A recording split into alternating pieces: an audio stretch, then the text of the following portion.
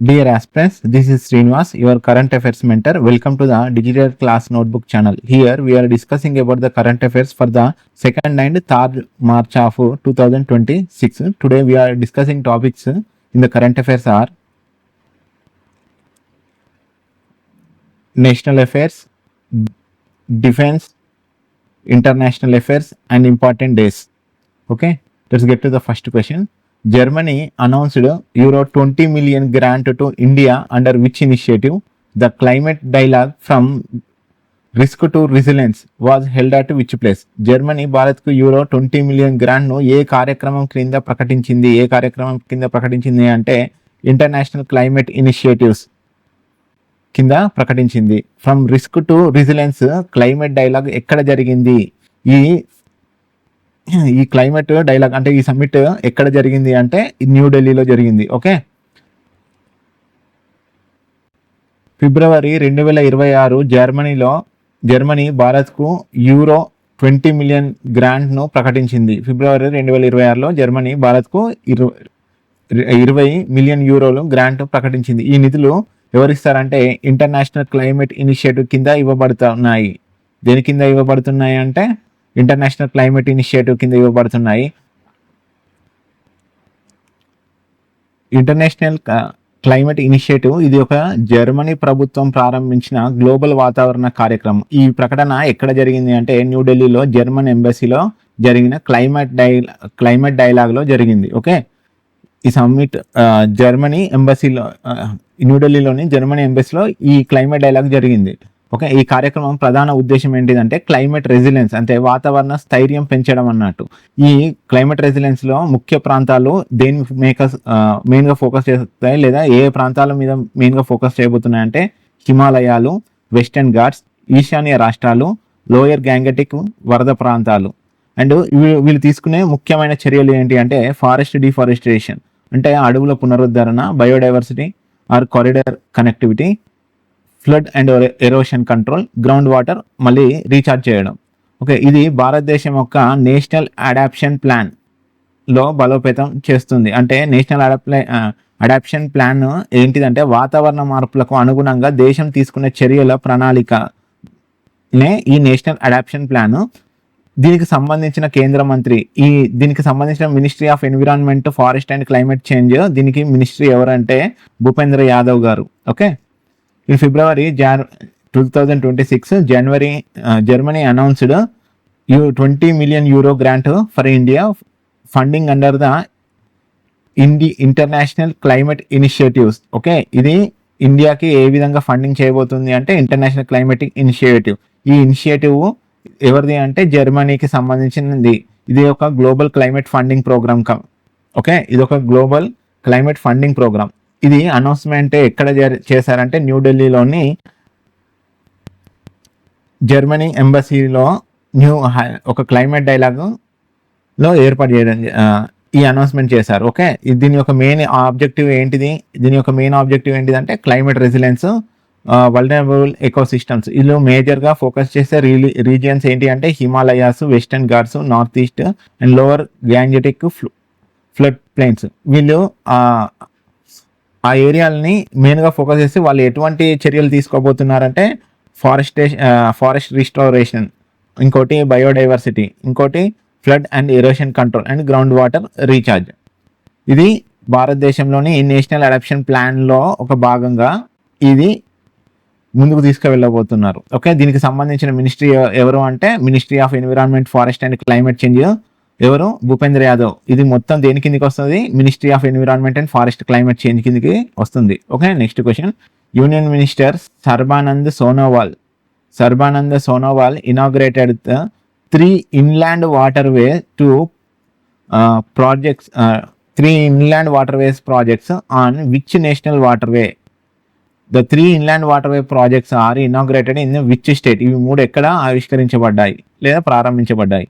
సర్బానంద సోనోవాల్ ప్రారంభించిన 3 inland waterway ప్రాజెక్టులు ఏ national waterway పై ఉన్నాయి అంటే national waterway to Brahmaputra. Okay, ఈ 3 ఇన్లాండ్ వాటర్వే ప్రాజెక్టులు ఏ రాష్ట్రంలో ప్రారంభించబడ్డాయి అంటే ఏ రాష్ట్రంలో ప్రారంభించబడ్డాయి? అస్సాంలో ప్రారంభించబడ్డాయి. ఓకే, సర్బానంద్ సోనోవాల్ 3 ముఖ్యమైన ఇన్లాండ్ వాటర్వే ప్రాజెక్టులు ప్రారంభించారు. ఈయన ఏ మినిస్ట్రీ అయినది? Ministry of ports, shipping and waterways. Okay, ఈయన ministry of ports and shipping and waterways.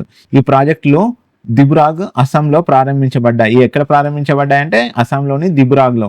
ఇవి ఏ నేషనల్ వాటర్వే కిందికి వస్తాయి అంటే నేషనల్ వాటర్వేస్ 2 పై ఉన్నాయి. ఓకే, ఈ నేషనల్ వాటర్వే 2 అంటే బ్రహ్మపుత్ర నదిపై ఉన్న జాతీయ జలమార్గాన్ని మనం నేషనల్ వాటర్వే 2 అని అంటాం. మొదటి ప్రాజెక్ట్ ఎక్కడ ప్లాన్ చేయారంటే Bogibeel customs and immigration complex CIC.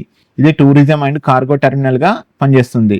ఈ కస్టమ్స్, ఇమిగ్రేషన్ మరియు inland waterways authority of India పరిపాలన ఇక్కడ ఉంటుంది. ఇక్కడ ఎవరు కంట్రోల్ చేయబోతున్నారంటే కస్టమ్స్ అండ్ ఇమిగ్రేషన్స్ మరియు inland waterways authority of India ఇక్కడ కంట్రోల్ చేయబోతుంది.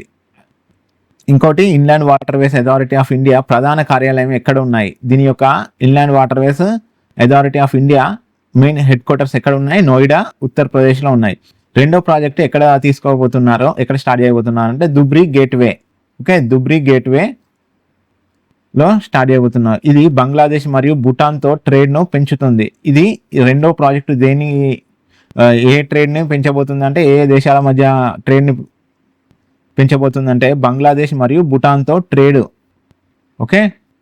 ట్రేడింగ్ పెంచబోతుంది. ఇన్లాండ్ వాటర్వే ట్రాన్స్పోర్ట్ను బలోపేతం చేస్తుంది. ఇంకో విషయం ఏంటిదంటే ఇది ఇన్లాండ్ వాటర్ ట్రాన్స్పోర్ట్ను ఇంకింత ఇంప్రూవ్మెంట్ చేయబోతుంది. మూడో ప్రాజెక్టు inland waterway authority of India heritage building దిబ్రాగ్లో స్టార్ట్ చేయబోతుంది. మూడో ప్రాజెక్ట్ ఎక్కడ? దిబ్రాగ్లోనే. అది కూడా ఇది దిబ్రాగ్. ఇంతకు ముందు దుబూరి.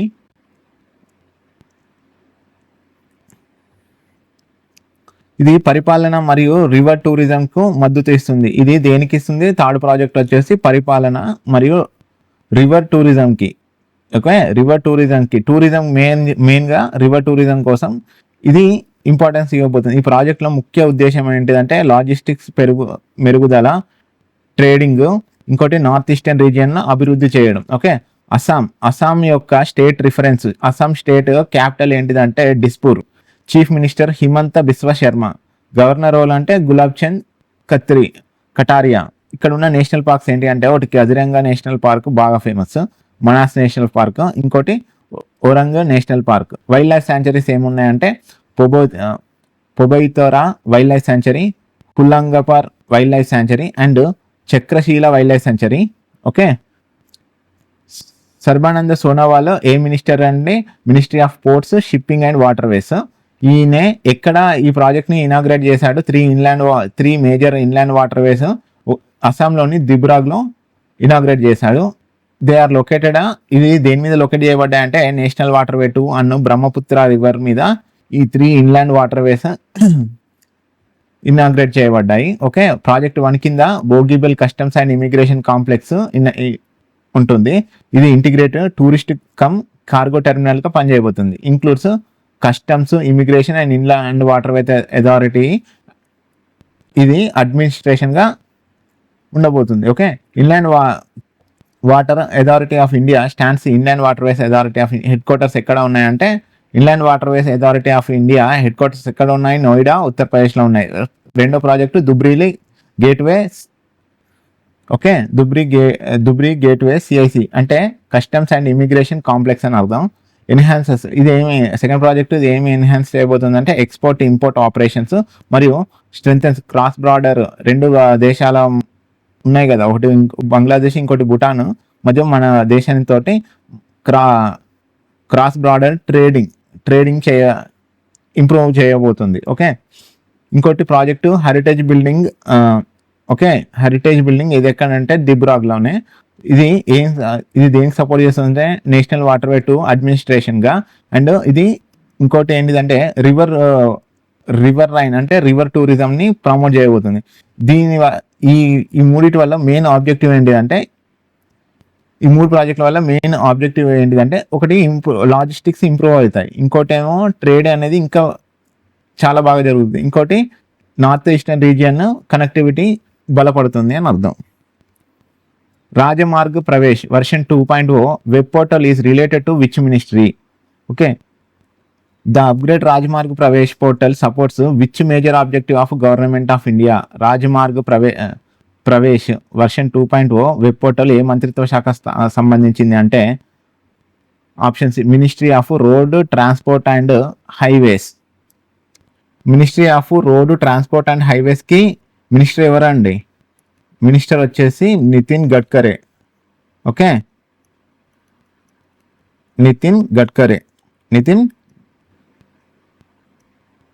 నితిన్ గడ్కరీ. రోడ్డు రవాణా మరియు భారతీయ ఇంకోటి ఏంటిదంటే రాజమార్గ్ ప్రవేశ్ పోర్టల్ భారత్ ప్రభుత్వం ఏ ప్రధాన లక్ష్యానికి మద్దతు ఇస్తుందంటే ఈజ్ ఆఫ్ డూయింగ్ బిజినెస్కి. ఓకే, ఇది మెయిన్గా దేనికి ఏది ప్రధాన లక్ష్యంగా మద్దతు ఇవ్వబోతుంది ఈ రాజమార్గ ప్రవేశ్ అంటే ఈజ్ ఆఫ్ డూయింగ్ బిజినెస్. 25 ఫిబ్రవరి 2026న నితిన్ గడ్కరీ గారు రాజమార్గ్ ప్రవేశ్ వర్షన్ 2.0 వెబ్ పోర్టల్ను ప్రారంభించారు. ఆయన ప్రస్తుతం మినిస్ట్రీ ఆఫ్ రోడ్ ట్రాన్స్పోర్ట్ హైవేస్కు కేంద్ర మంత్రిగా ఉన్నారు. మినిస్ట్రీ ఆఫ్ రోడ్ ట్రాన్స్పోర్ట్ ఇది జాతీయ రహదారుల అభివృద్ధి మరియు రోడ్డు రవాణా పాలసీలను నిర్వహిస్తుంది. రాజమార్గ్ ప్రవేశ్ పోర్టల్ ప్రధాన ఉద్దేశం ఏంటిదంటే నేషనల్ హైవేస్ పై సదుపాయాల కోసం నో ఆబ్జెక్షన్ సర్టిఫికేట్ పొందడం సులభతరం చేయడం. ఓకే, ఈ నేషనల్ హైవేస్ పై సదుపాయాల కోసం నో ఆబ్జెక్షన్ సర్టిఫికేట్ పొందడం కోసమే ఈ రాజమార్గ్ ప్రవేశ్ పోర్టల్ని మెయిన్గా ఉద్దేశించబడి తయారు చేయబడింది. ఈ పోర్టల్ ద్వారా ఏమి చేయవచ్చు అంటే fuel stations, wayside amenities, private properties, connecting roads, rest area complex, అలాగే ఈ పోర్టల్ ద్వారా యూటిలిటీ లైన్లో అనుమతులు పొందవచ్చు. ఓకే,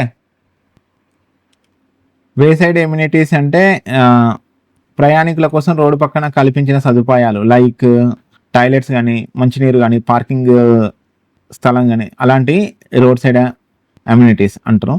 అలాగే ఇంకేమున్నాయి పోర్టల్ ద్వారా యూటిలిటీ లైన్లు అనుమతులు పొందవచ్చు. ఓకే, వాటర్ పైప్ లైన్స్ ఇంకేమేమి పొందవచ్చు అంటే అనుమతులు వాటర్ పైప్ లైన్స్ కానీ, గ్యాస్ పైప్ లైన్ కానీ, ఆప్టికల్ ఫైబర్ కేబుల్స్ కానీ, ఎలక్ట్రికల్ లైన్స్ కానీ, ఇవన్నిటికీ ఈజీగా నో ఆబ్జెక్షన్ పొందడం సులభతరం చేయడం కోసం ఈ పోర్టల్ రాజమార్గ ప్రవేశ్ పోర్టల్ని ఒక ప్రధాన ఉద్దేశం అన్నట్టు. ఇది ప్రభుత్వ లక్ష్యమైన ఈజ్ ఆఫ్ డూయింగ్ బిజినెస్లో బలోపేతం చేయనుంది.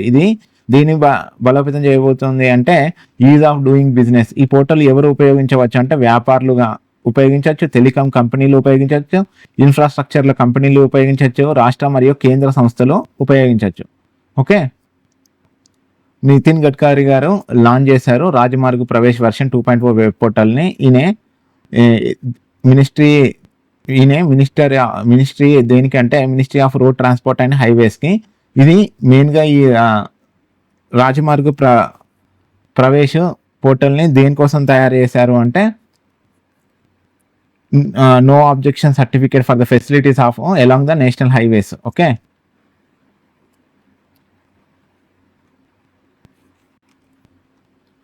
Next question. అపాయింట్మెంట్స్ అండ్ రికగ్నైజేషన్లో who appointed as chairman and Hindi advisory committee of ministry of chemicals and fertilizers? Who has been appointed as vice chairperson of Hindi advisory committee of ministry of chemicals and fertilizer? రసాయనాలు and ఎరువుల మంత్రిత్వ శాఖ హిందీ సలహా committee చైర్మన్గా ఎవరిని నియమించబడ్డారు అంటే JP Nadda గారిని నియమించడం జరిగింది. Ministry of chemicals and fertilisers Hindi సలహా కమిటీ వైస్ చైర్మన్గా ఎవరిని నియమించారు? వైస్ చైర్మన్గా ఇంకెవరిని నియమించారంటే అనుప్రియ పటేల్ గారిని నియమించడం జరిగింది. వైస్ చైర్మన్గా అనుప్రియ పటేల్ గారు అండ్ కమిటీ చైర్మన్గా సలహా అడ్వైజరీ కమిటీగా లేదా సలహా కమిటీ చైర్మన్గా ఎవరిని నియమించబడ్డారు అంటే జేపీ నడ్డా గారిని. ఓకే, జేపీ నడ్డా గారిని హిందీ సలహా కమిటీ చైర్మన్గా నియమించడం జరిగింది. ఈయన ప్రస్తుతం మినిస్ట్రీ ఆఫ్ కెమికల్స్ అండ్ ఫెర్టిలైజర్స్లో కేంద్ర మంత్రిగా పనిచేస్తున్నారు. Ministry of chemicals and fertilisers ఇది రసాయనాలు మరియు ఎరువుల విధానాలను నిర్వహించే కేంద్ర మంత్రిత్వ శాఖ అన్నట్టు. ఓకే, అలాగే అనుప్రియ పటేల్ గారిని వైస్ చైర్మన్గా నియమించడం జరిగింది. ఆమె మినిస్ట్రీ ఆఫ్ కెమికల్స్ అండ్ ఫెర్టిలైజర్లో రాష్ట్ర మంత్రి, మినిస్ట్రీ ఆఫ్ స్టేట్గా ఈమె మినిస్ట్రీ ఆఫ్ స్టేట్ లెవెల్లో వర్క్ చేస్తుంది. ఓకే, హిందీ సలహా కమిటీ ముఖ్య ఉద్దేశం ఏంటిదంటే మంత్రిత్వ శాఖ అధికారిక పనుల్లో హిందీ భాష వినియోగాన్ని పెంచడం.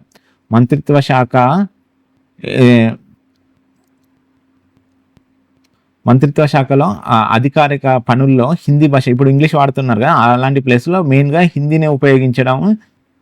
తమిళోళ్ళు కదా, తమిళ్ని వాళ్ళు అన్నిట్లో తమిళ్ లాంగ్వేజే ఉండాలి, ఈవెన్ పాన్ కార్డు మీద కూడా వెనకాల తమిళ్ లాంగ్వేజ్లో ఉండాలని రీసెంట్గా వాళ్ళు ఒక ప్రపోజల్ పెట్టారు కదా. అలా వీళ్ళు కూడా సింపుల్గా అన్ని మెయిన్ పాయింట్స్లో హిందీలలోనే ఉండాలి ఇంగ్లీష్తో పాటు అన్నది నా వీళ్ళ ఉద్దేశం.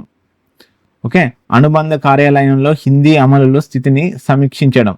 కమిటీ నిర్మాణం 15 నామినేట్స్. దీనికి ఈ కమిటీ నిర్మాణం జరిగింది. ఈ కమిటీలో ఎవరెవరు అంటే 15 మంది నామినేటెడ్ సభ్యులు ఉన్నారు. అంతేకాకుండా 37 అధికారిక సభ్యులు ఉన్నారు. ఇంకా చైర్మన్ అండ్ వైస్ చైర్మన్ కూడా ఉన్నారు. వీళ్ళ యొక్క పదవీ కాలం ఎంత అంటే 3 సంవత్సరాలు. ఓకే, దీన్ని పొడిగించే అవకాశం కూడా ఉంది అని చెప్తున్నారు. Okay, in February 2026 JP Nadda గారు చైర్మన్గా అపాయింట్మెంట్ చేయడం జరిగింది. దేనికంటే Hindi advisory committee of ministry of chemicals and ఫెర్టిలైజర్స్కి. ఈయన మినిస్ట్రీ ఆఫ్ కెమికల్స్ అండ్ ఫెర్టిలైజర్స్కి ఈయన మినిస్టరు. ఓకే, అలాగే అనుప్రియ పటేల్ గారిని వైస్ చైర్పర్సన్గా అపాయింట్మెంట్ చేయడం జరిగింది. ఇప్పుడు ఈమె ఏ విధంగా సర్వ్ చేస్తుందంటే ministry of state in the same ministry. Okay, ministry of state లెవెల్లో ఈమె సర్వీస్ చేస్తుంది. ఈ కమిటీ యొక్క ముఖ్య ఉద్దేశం ఏంటిదంటే recommended progressive use of Hindi in official administrative work. English వాడుతున్నారు కదా మెయిన్గా అడ్మినిస్ట్రేటివ్ వర్క్లో, దాని ప్లేస్లో హిందీని ఎక్కువగా ఉపయోగించడం ఈయన యొక్క ముఖ్య బాధ్యతలు అన్నట్టు. ఓకే, దీనికోసం ఈ కమిటీ కోసం 15 నామినేటెడ్ మెంబర్స్ని, 37 అఫీషియల్ మెంబర్స్ని అండ్ చైర్పర్సన్, వైస్ చైర్పర్సన్ ఉంటారు. ఓకే, వీళ్ళ యొక్క పదవీ కాలం 3 సంవత్సరాలు ఎక్స్టెండ్ చేయడం కూడా జరుగుతుందని చెప్తున్నారు. డిఫెన్స్లో Kalari leap is a joint maritime exercise conducted by which force? Kalari leap సంయుక్త సముద్ర ఎక్సర్సైజ్ ఏ దళం నిర్వహిస్తుంది అంటే ఇండియన్ ఎయిర్ ఫోర్స్ నిర్వహిస్తుంది. Option C. Indian air force యొక్క southern air command SAC Kalari leap అనే సంయుక్త సముద్ర వ్యాయామాన్ని ఎక్సర్సైజ్ నిర్వహించింది. ఇది అరేబియన్ సీలోని లక్షద్వీప్ మినికాయ్ దీవుల పరిసర ప్రాంతాల్లో జరిగింది. ఎక్కడ జరిగింది అంటే అరేబియన్ సీలోని లక్షద్వీప్ అండ్ మినికాయ్ దీవుల పరిసర ప్రాంతంలో ఈ ఎక్సర్సైజ్ జరిగింది. ఏం ఎక్సర్సైజ్? కలారీ. జాయింట్ ఆపరేషన్ ప్లానింగ్ ధృవీకరణ జరిగింది. Rapid force projection. ఓకే, సంక్లిష్ట సముద్ర పరిసరాల్లో ఖచ్చితమైన అమలు. ఈ ఎక్సర్సైజ్లో పాల్గొన్న సంస్థలు ఏంటి అంటే armed forces special operation division AFSOD, armed forces special operation division. ఇది త్రివిధ దళాల ప్రత్యేక ఆపరేషన్ విభాగం. ఇది ఏంటిదంటే త్రివిధ దళాలు, సర్వే స్పెషల్ ఆపరేషన్స్ అన్నట్టు. ప్రధాన కార్యాలయం న్యూఢిల్లీ. దీని యొక్క హెడ్ క్వార్టర్స్ ఎక్కడ ఉంది అంటే న్యూఢిల్లీలో ఉంది. ఇండియన్ కోస్ట్ గార్డ్స్ ప్రధాన కార్యాలయం కూడా న్యూఢిల్లీలోనే ఉంది. ICG ఇండియన్ కోస్ట్ గార్డ్ కార్యాలయం కూడా న్యూఢిల్లీ. నిర్వహించిన ఆపరేషన్లు ఆపరేషన్ నిర్వహించారు అంటే airborne insertions, heliborne amphibious drills, anti ship strikes, search and rescue missions. వినియోగించిన విమానాలు AN-32 transport aircraft, Mi-17 V5 helicopters, Su-30 MKI fighter jets. Indian coast guards వినియోగించినవి ఓకే, ఇండియన్ కాస్ట్ గార్డ్స్ వినియోగించినవి ఏంటి అంటే Dornier 228 aircraft, Gemini boats, coast guards ships. Okay, Lakshadweep ఇది ఒక union territory. దీని యొక్క క్యాపిటల్ వచ్చేసి కవరట్టై. అడ్మినిస్ట్రేటర్గా ఎవరున్నారంటే ప్రఫుల్ కోడా పటేల్. లక్షద్వీప్లో ఎటువంటి నేషనల్ పార్క్స్ లేవు. Wildlife sanctuary Pitbird sanctuary ఒకటే ఉంది. పిట్టిబర్డ్ శాంచురీ. పిట్బర్డ్ కాదు, Pittibird. Indian air force Kalari leap అనే ఒక మెరిటైమ్ ఎక్సర్సైజ్ని స్టార్ట్ చేసింది. ఇది ఎక్కడ జరిగిందంటే exercise Arabian sea across the Lakshadweep and Minicoy archipelago అంటే దీవులు. అండ్ ఇది యొక్క మెయిన్ ఆబ్జెక్టివ్ వచ్చేసి joint operation planning, ensure rapid force protection, precision execution in complex maritime environment. Participating forces, ఇందులో పార్టిసిపేట్ చేసిన ఫోర్సెస్ ఏంటి అంటే armed forces special operation division, tri service అంటే ఆర్మ్డ్ స్పెషల్ ఫోర్స్ డివిజన్ అంటే ఇది ఒక ట్రై సర్వీస్ స్పెషల్ ఆపరేషన్. దీని యొక్క హెడ్ క్వార్టర్స్ న్యూఢిల్లీలో ఉంది. అలాగే Indian coast guard, maritime security force of India కూడా పాల్గొంది. దీని యొక్క హెడ్ క్వార్టర్స్ కూడా న్యూఢిల్లీలో ఉంది. ఈ operations conducted by the ICG, operation conducted by the special force అన్నట్టు. Airborne, air landed insertions, heliborne, amphibious drills, anti ship strikes, search and rescue missions. అలాగే aircraft deployed చేసింది ఏంటి అంటే ఏమేమి ఎయిర్ క్రాఫ్ట్స్ వచ్చినాయంటే AN-32, MI-17V5, Su-30 MKI. అలాగే Indian Coast guard assets వచ్చేసి Dornier 228, Gemini boats, coast guard ships. Exercise Vayushakti 26 was conducted by which force? Vayushakti 26 exercise ఏ దళం నిర్వహించింది అంటే ఇది కూడా ఇండియన్ ఎయిర్ ఫోర్సే. ఓకే, ఇది ఎక్కడ నిర్వహించారంటే పోఖ్రాన్ ఫీల్డ్ రేంజ్, జైసల్మార్, రాజస్థాన్లో జరిగింది. దీనికి ముఖ్య అతిథిగా ఎవరు వచ్చారంటే ఇండియా ప్రెసిడెంట్ ద్రౌపది ముర్ము గారు వచ్చారు. రక్షణ శాఖకు సంబంధించిన కేంద్ర మంత్రి Rajnath Singh, ministry of defence కూడా ఈ ముఖ్య అతిథిగా వీక్షేశారు అన్నట్టు. మినిస్ట్రీ ఆఫ్ డిఫెన్స్ అంటే ప్రధాన కార్యాలయం ఎక్కడ ఉంది? Ministry of defence head quarters న్యూఢిల్లీలో ఉన్నాయి. ఈ వ్యాయామం మొదటిసారిగా ఒక పూర్తి సిమ్యులేటెడ్ కాంబాట్ థియేటర్ రూపంలో నిర్వహించడం జరిగింది. ఓకే, సిమ్యులేటెడ్ కాంబాట్ థియేటర్ అంటే వాస్తవ యుద్ధాలు ఎలా ఉంటాయో దాని ఒక కంప్యూటరైజ్ అంటే విర్చువల్ రియాలిటీగా రూపొందించి అక్కడ వాళ్ళకి కృత్రిమంగా సృష్టించిన లేదా కృత్రిమంగా అంటే రోబోటిక్స్ లెక్క సృష్టించిన సైనికులు శిక్షణ ఇవ్వడం జరుగుతుంది. దీన్నే సిమ్యులేటెడ్ కాంబాట్ థియేటర్ లేదా అలాంటి సెట్టింగ్ వేయడం, యుద్ధ వాతావరణం ఎలా జరుగుతుందో అలాంటి సెట్టింగ్ వేసి వాళ్ళకి అక్కడ ఉండే పరిస్థితుల్లో అప్పుడు వాళ్ళు యుద్ధం ఎలా చేయాలనే దాన్ని బట్టి వాళ్ళకి ముందే ఒక ట్రైనింగ్ లాగా ఇవ్వడాన్ని ఈ సిమ్యులేటెడ్ కాంబాట్ థియేటర్. ఇందులో భాగంగా offensive air strikes, air defence operations, special force missions, humanitarian assistance ఉంటాయి. ఈ పాల్గొన్న విమానాలు ఏంటి అంటే Rafale, Su-30 MKI, Mirage 2000, MiG-29, జాగ్వర్, C-17, C-130J, ALH Dhruv, LCH Prachand. Missile వ్యవస్థలు Akash missile system, Spider missile system. Okay, Rajasthan state యొక్క క్యాపిటల్ వచ్చేసి Jaipur, chief minister Bhajan Lal Sharma, governor Kalraj Mishra. Okay, Kalraj Mishra. National parks Ranthambore national park, Sariska national park, desert national park. Wild life sanctuaries వచ్చేసి Tal Chhapar wildlife sanctuary, mount Abu wildlife sanctuary and Kumbhalgarh wildlife century.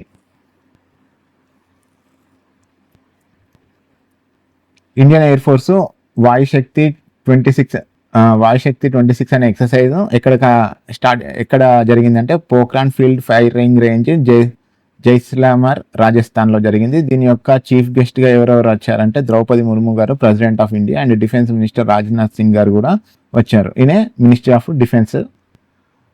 ఈ exercise demonstrated full spectrum integrated air operations జరిగింది. For the first time it was conducted a simulated combat theatre. ఇంతకుముందు చెప్పిన simulated combat theatre అంటే ఇది అంటే ఒక virtual రియాలిటీలా training మైదానంలో కృత్రిమంగా సృష్టించిన సైనికులకు శిక్షణ ఇవ్వడానికి ఉపయోగించే స్థలాన్ని simulated. More than 130 air crafts participate లేదా రోబోటిక్స్ లేదా అలాంటి యుద్ధ వాతావరణం సెట్టింగ్ వేసి అక్కడ ఎలాంటి పరిస్థితులు ఉంటాయి వాళ్ళు అనేది ముందుగా వాళ్ళకొక ఫీల్డ్ ట్రైనింగ్ అన్నట్టు. దాన్నే సిమ్యులేటెడ్ కాంబాట్ థియేటర్ అంటారు. రాఫెల్ 130 ఎయిర్ క్రాఫ్ట్స్ పార్టిసిపేట్ చేసింది. అందులో Rafale, Su-30 MKI, Mirage 2000, MiG-29, జాగ్వర్, C-17, C-130J ఇవన్నీ అవసరం లేదు. ఎయిర్ డిఫెన్స్ సిస్టమ్స్ ఏమేమి పాల్గొన్నాయో గుర్తుపెట్టుకోండి. ఒకటి ఆకాశ్ మిసైల్ సిస్టమ్, ఇంకోటి స్పైడర్ మిసైల్ సిస్టమ్.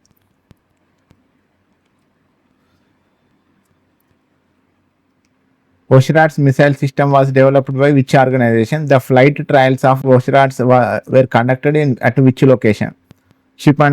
Oshrat's క్షిపణి వ్యవస్థను ఏ సంస్థ అభివృద్ధి చేసింది అంటే defence, DRDO defence research and development organisation దీన్ని డెవలప్ చేసింది. ఓకే, అండ్ ఓషిరాట్స్ ఫ్లైట్ ట్రయల్స్ ఎక్కడ నిర్వహించబడ్డాయి అంటే ఇది ఒడిశాలోని చాందీపూర్లో ట్రయల్స్ నిర్వహించడం జరిగింది. డిఫెన్స్ రీసెర్చ్ డెవలప్మెంట్ ఆర్గనైజేషన్ 3 వరుస ఫ్లైట్ ట్రయల్స్ విజయవంతంగా నిర్వహించింది. ఈ పరీక్షలు ఇంటిగ్రేటెడ్ టెస్ట్ రేంజ్ ఒడిశాలోని చాందీపూర్లో నిర్వహించడం జరిగింది. డిఆర్డిఓ దేని కిందికి వస్తుంది అంటే మినిస్ట్రీ ఆఫ్ డిఫెన్స్ కిందికి వస్తుంది. మినిస్ట్రీ ఆఫ్ డిఫెన్స్కి హెడ్ మినిస్టర్ ఎవరంటే రాజ్నాథ్ సింగ్ గారు. దీని యొక్క హెడ్ క్వార్టర్స్ ఎక్కడ ఉన్నాయి అంటే డిఆర్డిఓ న్యూఢిల్లీలోనే ఉన్నాయి. ఓకే, ఈ క్షిపణి పేరు వచ్చేసి ఓషిరాట్స్. పూర్తి పేరు very short range air defence system. VSHORADS అంటే ఫుల్ ఫామ్ వచ్చేసి very short range air defence system. ఇది ఒక మ్యాన్ ప్యాడ్స్ అంటే man portable air defence system. అంటే భుజం మీద మోసుకెళ్ళగల క్షిపణి ఇక్కడ ఉంది చూసారా, ఇక్కడ ఒక పర్సన్ సరిగ్గా చూస్తే ఇక్కడ ఒక పర్సన్ తన భుజం మీద ఒక రాకెట్ లాంచర్ లాగా పెట్టుకొని ఉన్నాడుగా, ఇదే ఆ air defence system, man portable air defence system. ఇది ఎదుర్కొనే ముప్పులు fighter aircraft, helicopters and unmanned aerial vehicles, drones. Okay, ఇది ఏమేమి ఎదుర్కొంటుందంటే ఒకటి ఫైటర్ ఎయిర్ క్రాఫ్ట్, ఇంకోటి హెలికాప్టర్స్, ఇంకోటి అన్మాన్డ్ ఏరియల్ వెహికల్స్, ఇంకోటి డ్రోన్స్. 3 ట్రయల్లో కూడా లక్ష్యాలను విజయవంతంగా ఛేదించింది. ఈ పరీక్షలో భారత సైన్యం, నౌకాదళం, వాయుసేన అంటే ఈ 3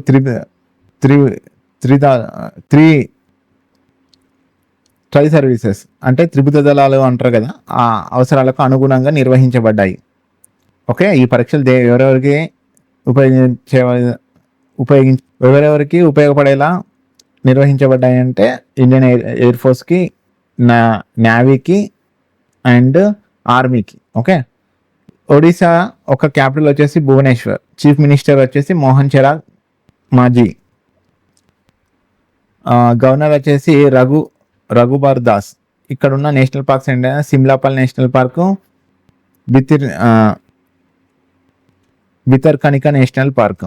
ఇంకోటి వైల్డ్ లైఫ్ శాంచురీస్ వచ్చేసి Gahirmatha wildlife sanctuary, Satkosia wildlife sanctuary and Baisipalli wildlife sanctuaries. Okay, next question. Indian INS Anjadip belongs to which class of vessels? INS Anjadip was commissioned at which place? INS Anjadip ఏ తరగతి నౌకకు చెందింది అంటే anti submarine warfare shallow water craft. Okay, ఇది అంజదీప్ ఎక్కడ commission చేయబడింది అంటే Chennai port, తమిళనాడులో. ఐఎన్ఎస్ నావీ ఐఎన్ఎస్ అంజదీప్ క్షిపణిను చేసింది ఎప్పుడంటే 28 ఫిబ్రవరి 2026 దీన్ని లాంచ్ చేసింది. ఈ కార్యక్రమం ఎక్కడ జరిగిందంటే చెన్నై పోర్ట్, తమిళనాడులో జరిగింది. ఈ వేడుకను నిర్వహించింది ఎవరంటే Dinesh Kumar Tripathi, chief of the naval staff. Okay, chief of the naval staff. INS Anjadip ఒక యాంటీ సబ్మెరైన్, ఇది ఏంటిదంటే ఒక anti submarine warfare shallow water craft. ఇది డాల్ఫిన్ హంటర్ని అని కూడా పిలుస్తారట. దీనికి ఇంకో నేమ్ ఏంటిదంటే డాల్ఫిన్ హంటర్. ఈ నౌక పేరు అంజదీప్ ఐలాండ్, కర్ణాటక సమీపంలో. ఈ నౌక పేరు అంజదీప్ ఐలాండ్ కర్ణాటక సమీపంలోని ద్వీపం పేరు మీదుగా పెట్టబడడం జరిగింది. అంజదీప్ అనేది ఒక కర్ణాటకలోనే ఒక ఐలాండ్ పేరు, అంటే దాని పేరు మీదనే దీనికి ఈ ఐఎన్ఎస్కి అంజదీప్ ఐలాండ్ అని, కర్ణాటకలో అంజదీప్ ఐలాండ్ అని ఉంది, దాని పేరు మీదనే అంజదీప్ ఐఎన్ఎస్ అని పెట్టడం జరిగింది. Okay, garden research ship builders and engineers. దీన్ని నిర్మించింది ఎవరంటే garden reach ship builders and engineers. ప్రధాన కార్యాలయం దీని ఒక హెడ్ క్వార్టర్స్ జిఆర్ఎస్సి. ఇది హెడ్ క్వార్టర్స్ ఎక్కడ ఉంది అంటే కోల్కతా, వెస్ట్ బెంగాల్లో ఉంది. ఇది 80% కంటే ఎక్కువ స్వదేశీ కంటెంట్తో నిర్వహించడం జరిగింది. ఓకే, ఇది ఆత్మనిర్భర్ భారత్ లక్ష్యానికి అనుగుణంగా తయారు చేయబడింది. దీని యొక్క ముఖ్య లక్షణాలు ఏంటి అంటే దీని పొడవు 77 మీటర్లు, బరువు 1400 టన్నులు, వేగం 25 knots అంటే 1 knot. మనం 1 knotని ఎంత అంటారంటే 1.852 kilometre. Okay,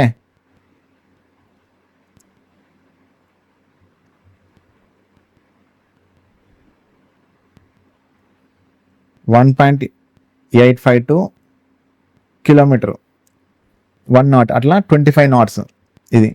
okay, Tamil Nadu state గురించి చూద్దాం. క్యాపిటల్ వచ్చేసి చెన్నై. దీని యొక్క చీఫ్ మినిస్టర్ వచ్చేసి ఎంకే స్టాలిన్ గారు, governor RN Ravi. National parks వచ్చేసి Mudumalai national park, Mukurthi national park, Guindy national park. Wild life sanctuary వచ్చేసి Vedanthangal bird sanctuary, point Calimere wildlife sanctuary and Sathyamangalam wildlife sanctuary. Okay, ఈ షిప్ గుర్తుపెట్టుకుంటే అంజదీప్ యొక్క ముఖ్య లక్షణాలు ఏంటంటే పొడవు 77 మీటర్లు ఉంటుంది, బరువు 14 టన్నులు ఉంటుంది, దీని యొక్క వేగం 25 నాట్స్. ఇది ఎక్కడ లాంచ్ చేయడం జరిగింది అంటే చెన్నై పోర్ట్లో తమిళనాడులో లాంచ్ చేయడం జరిగింది. దీని యొక్క ఈ వేడుక నిర్వహించింది ఎవరంటే దినేష్ కుమార్ త్రిపాఠి. ఈయన ఎవరంటే chief of the naval staff. ఇది ఒక anti submarine warfare shallow water craft. దీని యొక్క పేరు అంజదీప్గా దేని బేస్ చేసుకొని పెట్టడం జరిగిందంటే కర్ణాటకలోని అంజదీప్ ఐలాండ్ బేస్ చేసుకొని. దీన్ని డెవలప్ చేసింది ఎవరంటే garden reach ship builders and engineers. దీని యొక్క ఈ GRSA యొక్క హెడ్ క్వార్టర్స్ ఎక్కడ ఉన్నాయంటే కోల్కతా, వెస్ట్ బెంగాల్. ఇది కంప్లీట్గా 80% కంటే ఎక్కువ స్వదేశీ కంటెంట్తో నిర్వహించడం జరిగింది. Okay, international affairs. PM Narendra Modi visited which country on the February 26, 27, 2026? PM Narendra Modi became the first Indian PM to address which parliament? ఫిబ్రవరి 26, 27, 2026లో ప్రధాని నరేంద్ర మోదీ గారు ఏ దేశాన్ని సందర్శించారు? ఇజ్రాయెల్ని సందర్శించారు. ప్రధాని నరేంద్ర మోదీ ఏ పార్లమెంట్ను ఉద్దేశించి మాట్లాడిన మొదటి భారత ప్రధాని అయ్యారు అంటే కెన్నెసెట్ ఇజ్రాయెల్ పార్లమెంటులో ఆయన మాట్లాడారు, మొట్టమొదటి భారత ప్రధాని. ఓకే, నరేంద్ర మోడీ గారు ఇజ్రాయెల్ని అధికారికంగా సందర్శించారు. ఈ పర్యటనను బెంజమిన్ నెతన్యాహు ఆహ్వానం మేరకు జరిగింది. ఓకే, ఈ ప్రధాని మోదీ గారు జెరూసలంలో ఉన్న యద్వేషం స్మారక స్థలాన్ని సందర్శించి హోలోకాస్ట్ బాధితులు నివాళులను అర్పించారు. ఆయన కెన్సెట్ను ఉద్దేశించి ప్రసంగించిన మొదటి భారత ప్రధాని అయ్యారు. కెన్సెట్ అంటే ఇజ్రాయెల్ పార్లమెంట్. ఓకే, కెన్సెట్ అంటే ఇజ్రాయెల్ పార్లమెంట్. మనం ఇండియన్ పార్లమెంట్ ఎట్లా పిలుస్తాం, వాళ్ళని అక్కడ ఉన్న పార్లమెంట్ని దీన్ని కెన్సెట్ అని పిలుస్తారంట. ప్రసంగ అనంతరం ఆయనకు మెడల్ ఆఫ్ ద కెన్సెట్ పురస్కారం కూడా అందజేశారు.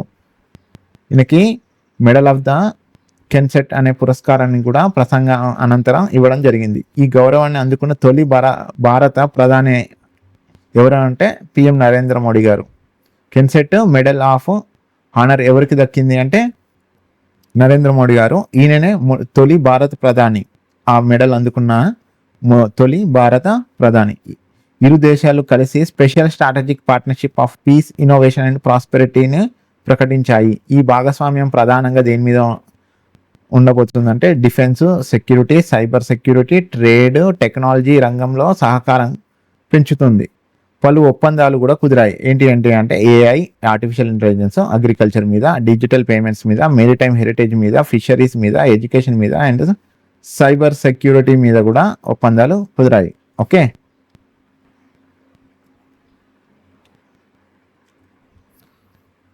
ఓకే, నరేంద్ర మోడీ గారు ఇజ్రాయెల్ విజిట్ చేశారు. The innovation of Benjamin Netanyahu, ఆయనే ఒక ట్రిబ్యూట్ కూడా, ఈ పేరు tribute at Yad Vashem memorial of Jerusalem.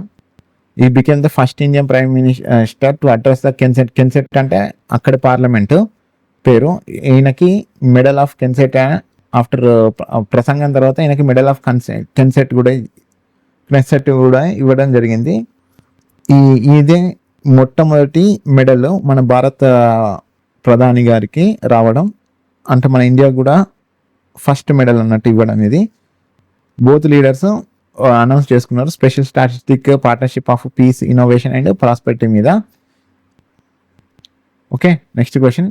Important days. National science day is observed on which date?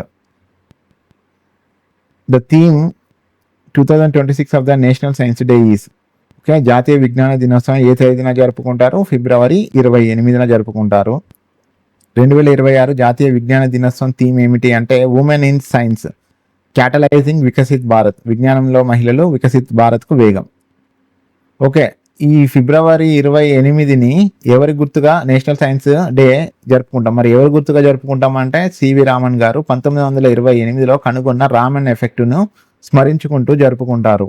Okay, 2026లో ఇది 40వ జాతీయ విజ్ఞాన దినోత్సవం. ఓకే, రామన్ ఎఫెక్ట్ 1928లో సివి రామన్ గారు కనుగొన్నందువలన ఇది నేషనల్ సైన్స్ డే గా జరుపుకుంటున్నాం. ఎప్పుడు అంటే ఫిబ్రవరి 28న. ఇది ఎన్నోది అంటే 40th జాతీయ విజ్ఞాన దినోత్సవం. దీని యొక్క థీమ్ ఏంటిదంటే women in science catalysing Viksit Bharat. Okay, 1986లో national council of science and technology communication 28 ఫిబ్రవరిని అంటే నేషనల్ సైన్స్ డేగా ప్రకటించాలని సిఫారసు చేసింది. మొదటిసారి నేషనల్ సైన్స్ డే 28 ఫిబ్రవరి 1987లో జరుపుకున్నారు. జాతీయ స్థాయి వేడుకను నిర్వహించడం జరిగింది. Department of science and technology ఇది దేని కిందకి వస్తుంది అంటే ఈ డేని జరుపుకోవడం department of science and technology దీన్ని నిర్వహిస్తుంది. మినిస్ట్రీ ఆఫ్ సైన్స్ అండ్ టెక్నాలజీకి చెందినది. దీని యొక్క మినిస్టర్ ఎవరంటే Jitender Singh.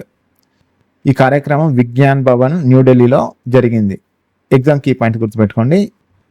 National science day every year 28th February. దేనికోసం? On the discovery of Raman effect in 1928 by CV Raman గారు.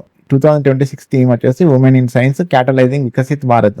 ఫస్ట్ అబ్జర్వ్డ్ ఇది ఎప్పుడు ఫస్ట్ టైం జరిగింది అంటే 1987. దీన్ని హోస్ట్ చేసేది ఎవరంటే department of science and technology and ministry of science and technology. ఈ వెన్యూ ఎక్కడ జరిగింది అంటే విజ్ఞాన్ భవన్ న్యూఢిల్లీలో జరిగింది. ఈ ministry of science and technology head ఎవరు అంటే జితేందర్ సింగ్ గారు. ఓకే, ఇది ఇవాల్టి కరెంట్ అఫైర్స్. నా ఎక్స్ప్లెనేషన్ మీకు నచ్చినట్టయితే లైక్ చేయండి, షేర్ చేయండి, సబ్స్క్రైబ్ చేసుకోండి. Okay, have a nice day. Good bye. Thank you.